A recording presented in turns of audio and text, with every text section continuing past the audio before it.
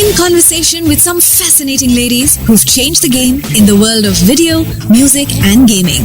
Only on Hungama's Women Game Changers 2022 podcast.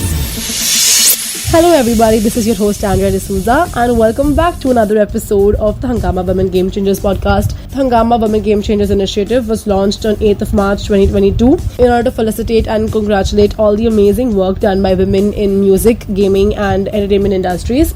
We are going to be speaking to somebody from the entertainment industry who is a casting director who has worked with some huge names, who has worked with Meera Nair. She's learned a lot from Meera Nair. She has worked with Wes Anderson, Ang Lee, Doug Liman, and several acclaimed filmmakers like them. She is also the director of Commune, which is a collaborative arts collective in India that funds and sees ideas to actuality, which was founded by Roshan Abbas, Ankur Tiwari, and Gaurav Kapoor. Today we're speaking to Tess Joseph. Hi Tess, it is so great to have you over here. I have heard so much about you and I've read so much about you, so it's amazing to even speak to you about this. Hi, Andrea. You're most welcome. I'm also excited. Waiting to hear what questions you have. Okay, so to start with, actually, like, what was your journey to, becoming a casting director? My journey to becoming a casting director is really serendipity. I was in television. I was directing a show called the Bonvita Quiz Contest. I don't know if you grew up with that show, but it is India's longest running children's quiz show. And Meera Nair was coming to Calcutta to shoot Namesake, and my art director was her art director, and it was really about my art director breaking his head, wanting to find an old body, as in an old house or an old mansion kind of house in Calcutta. And my parents live in this old British mansion, and we're all absolute movie buffs in my family. Nobody has anything to do with the industry, but my father has made me go to film festivals from the age of maybe 10 or 11. So, we're all obsessed with watching movies, and a good movie was as good as a good book. My mother's a literature major, so it was always, a toss-up between a great film sometimes and a great book to read. And it was purely that the offer of the house was there because my parents were very excited with the idea of someone like Meera Nair shooting a film in their home. Right. And I didn't take my home, sadly. It's a very beautiful house which is there in Namesake. But they did make me take a sabbatical, and she just asked me, hey, have you cast something before? And I said no. The only idea of casting that I had was that I had been cast in plays in theatre and also in a film with SRFTI which had won a national award. And she said, okay, so if you had to cast actors in these roles, who would you cast? And I said, do you mind if I name actors that I know? And so I actually, talked about actors from Ray's time and Ritwik Ghatak's time, etc., and different movies of that time, which were all black and white films. And all those actors were too old and not even right for the parts that we were talking. But she took a chance on me and she said, I like what you're saying. And she said, go ahead and do it. And it was really, Andrea, to explain to you how difficult it was, I had no idea of Bengali cinema or TV or any of that at that point of time. I would sit with a VHS and record faces and then go to my studio and ask who these actors were and then try and get numbers and contact them. So it was this wonderful thing of really hands-on, feet on the ground, realizing that you knew nothing and to learn each step of the way. And then I think I had a very generous director in Meera Nair who let me sit in the room on every audition. She let me read with her. She sets the bar pretty high. And I think it's set in stone how I do my work. And I feel very lucky to have had her as the first person who taught me. That is so good, actually. Just the start of it, the push you got from the person you were working with. That's amazing to hear. Really good to have the women supporting you. It's women holding you up, and I think she set in stone a lot of really beautiful things, which I realized, subconsciously we keep in the work that we do. Is that what does it take to take a chance on someone who's a newcomer? Right. What does it take to make the person you've brought into the system do their best? So I do feel that Meera really propped me up, for success. And I didn't understand whether I had done a good job or a bad job because I just loved the movie because I was in love with the book and I'd grown up like having a name like Tess, which no one understood. So, Gogol in namesake, his issues with his name was exactly the same. So there was a kinship in that sense between the book and me. But I remember when I saw the film for the first time, I saw it at another set, which was at Darjeeling Limited, which was Wes Anderson's set. And one of my producers were the same. And he turned around and he told me, "Do you realize that you've really done a good job?" And I said, "How do you know?" He said, "Because in the credit roll, you're the first credit." Oh, and wow. Yeah. And I was, it's so lovely to have things shown to you, because then you didn't get into it looking for success. You just went into it wanting to do a great job, and wanting Meera Nair to feel proud of you and this team to feel proud of you. And if you go into things that way, I really feel that you give it all, and then where it goes, it goes. Sometimes small things become huge successes, and sometimes really big things don't work the way you wished and hoped they did. So you're better off just like being there in it, in that way. But I really didn't know anything. I was like the baby, of the entire crew. And I had been given responsibility and amazing pillars around me who held me up. That is beautiful. The amazing pillars that you had, the very support that you've gotten from the entire crew, be it Meera Nair or be it the rest of them as well, was really good to hear. Women-centric crew. It's women all around on Meera's crew. And then even the first film that I did in Bombay, it was women. And that was Little Zizou with Sunitara Porwala, where, I think almost like my first family has been all of these people, and they're all women when I look at it. I mean, of course there are men too, but it's been amazing that the ones who were guiding and moving the ships forward, the ones who were in that sense, the directors or really the creative forces have all been women.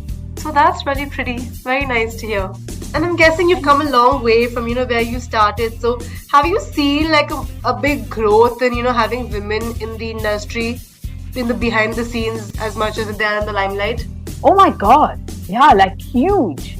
To just give you a sense, and I think it's important to hear this because it's strange when we start talking about women, and you mentioned this, and the first thing that came to mind weirdly was when I started working, which was in television, there were hardly any women. Mm-hmm. And the first thing I remember is that I used to have to spend a lot of time at the edit studio, because if anyone has worked in television, there needed to be like this bank of three. And I'm talking about times when, it was beta tapes and things like that. It was digi-beta. And it's a long time ago, Andrea. way back. And the first thing I remember was the fact that my studio didn't have a bathroom for women. Okay. And here I was, this girl who had studied mass comm and production, and I had joined a job, and yes, I was an assistant, but you realize how male-centric the industry was, that there wasn't even a restroom. So I would have to go either back to the office, which was, if I was lucky and I had a car, then it would be 30 minutes. Otherwise, I would have to take a bus and an auto, and that would be 45. Or what I ended up doing was I would go to this restaurant nearby and had made friends with them and requested them if I could use their loo. Oh my God, that's very rough actually. Yeah, that's where it began. And I'm not talking about, like 1990s or something. This is like early 2000s, and it was like that. I remember being, there was this series called Kodiswaran, which was KBC in Malayalam and Tamil. And I was the only girl, apart from the girl helping to bring the audience into set. Mm-hmm. There was no other women. There was just nobody there who was a woman.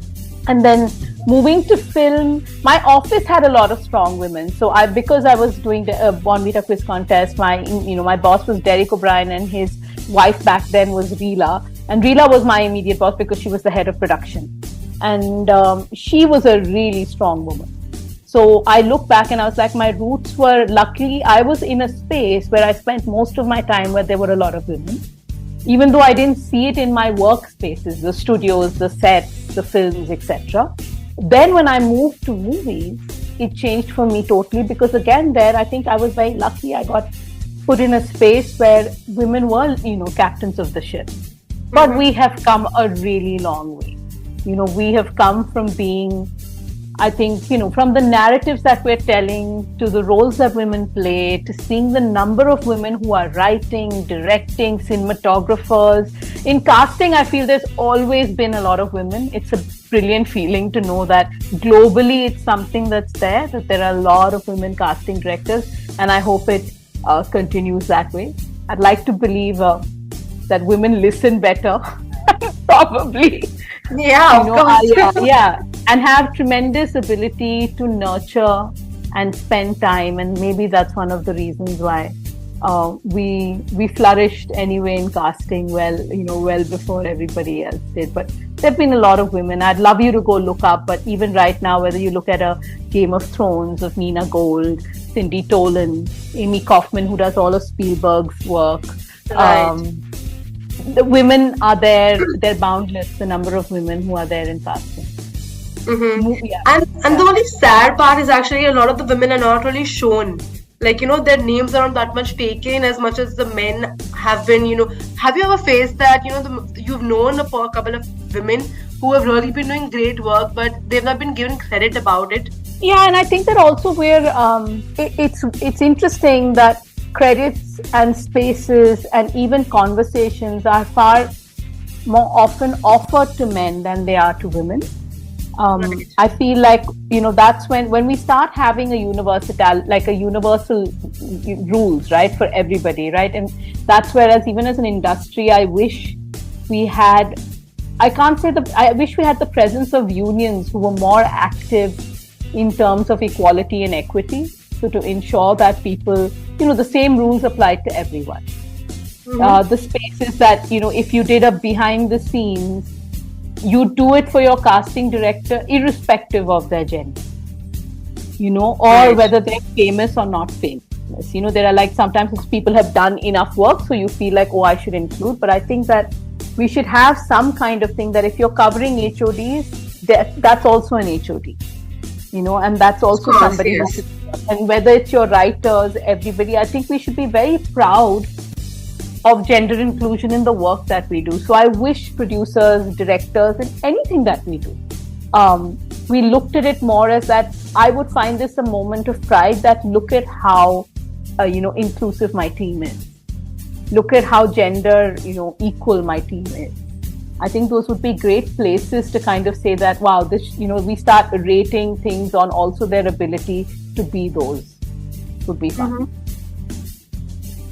So it has changed a lot. I'm very happy at where we are. I think it's brilliant to see film shows, everything across OTT, across films, not as much, but definitely on OTT, you're seeing so many things where it's all women in the lead, or women right. are playing crucial big parts in it. It doesn't have to be, when we say women-centric content, it doesn't mean that all the women have to be women. It can be a mix of gender, but we're talking to not just the men in the room. We're talking to everybody. Right, and especially when the women play such roles like Neena Gupta has played, like Shefali Shah has played, like Rasika Duggal has played roles. That's when you're talking about, bringing equality in the game, as well as showing and proving that women are not less, and we deserve a lot more, especially for all the work that we do.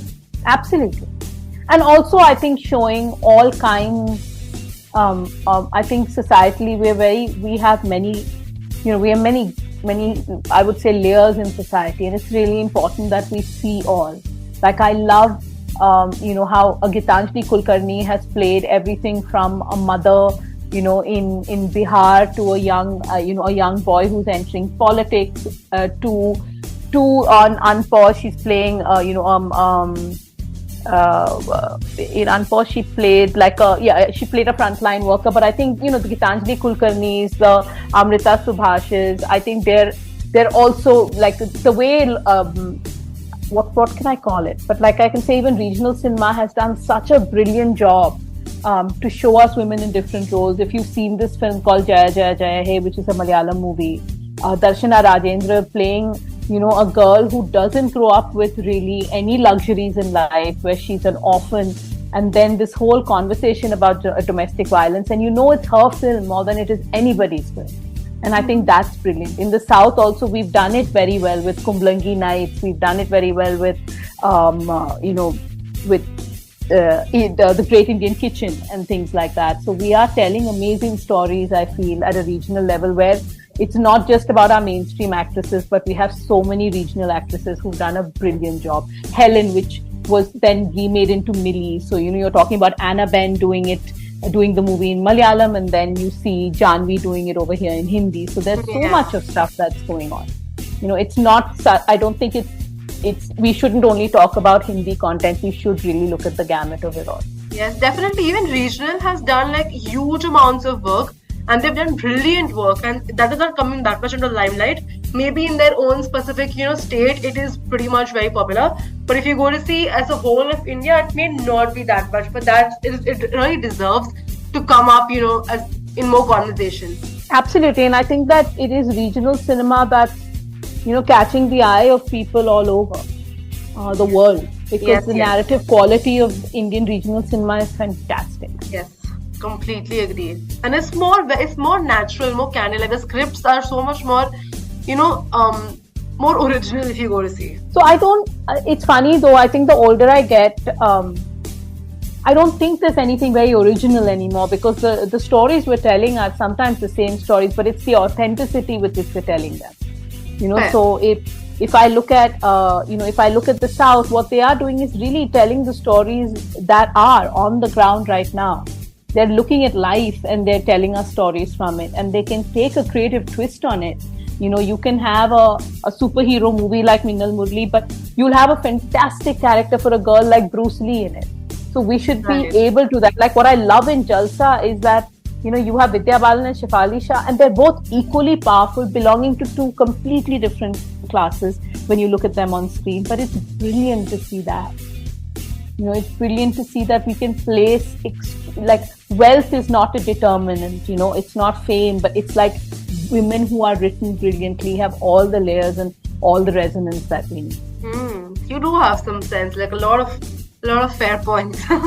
So Tess, we've gone over your journey in the industry, but as a child, did you always want to be a casting director? Did you always want to enter the entertainment sector? Not at all. I wanted to be a doctor growing up. I was very good at science. My school teachers, even when they meet me now, say, "Hey, have you become a doctor?" And laugh at the fact that maybe I'm I'm around actors who are faking it to be doctors most of the time. But this was my hobby. I was always up to perform something, direct people in a room, write ridiculous things, make up the news and read it out as I was an anchor. So my mother was instrumental in actually, I think, steering me to taking up what I love doing. I can tell you that the doctor in me has never died. It's still very much alive. I probably am one of those closet doctors that all my friends call for any kind of remedies. So it never stopped being. I keep reading about medical journal stuff and different things that are happening because I'm just obsessed with it. I was obsessed with it very young, and it continues. And but I got to do what I love doing. There isn't a day that there are often days when I think, wow, I don't know how I get to call this work. Because when you're doing something creative, I think you're just living a life which is, you are living a life which is 4K and Dolby Digital and Atmos, and it's larger. It's larger. It's fun. It's hyper. It's all bigger, larger than life. It's amplified in a beautiful way. So I think those are the things about being in a creative profession, which is brilliant. You get to do fun things each and every day, and I truly enjoy what I do. So I can say that with my hand on my heart. I don't think I have a day when I'm bored and I'm like, oh my God, why am I doing this? That hasn't really happened. It's happened very rarely. Yeah. So you really turned your entire passion into your profession, and that is, I think, the coolest way to go. Because if you love your job, there's no way you're going to feel bored coming to work. Absolutely. And I think it's like you find, look at what we get to do. We get to tell different stories all the time. We get to find different people for it. It's quite amazing, but you're never really in the same room with the same people for more than a year. Right. And I think, isn't that the most exciting thing? Because that's the joy of a creative life. So when I say it's amplified, it's because it's not what the vast majority gets to do. We get to we get to have a lot of fun in what we do as long as we come into it believing that we love doing it. Okay, so coming to our Game Changers initiative, this has been an initiative taken on Women's Day in 2022, to celebrate and to, congratulate all the women who've changed the game in many ways, who've changed the way they've worked in the industries of music, gaming, and entertainment. So how do you feel being a part of, the very first edition of the 50 winners of the first year? It was really exciting. I think also it was very interesting for me because it was Hungama, and I do so much work which happens to be international and less work which is, that way very India-centric. And I felt extremely humbled and privileged to get a call and be told that I'm part of the first 50. I hope that you all continue to do this every single year. Trust me, there are so many amazing, and I can just talk for casting directors.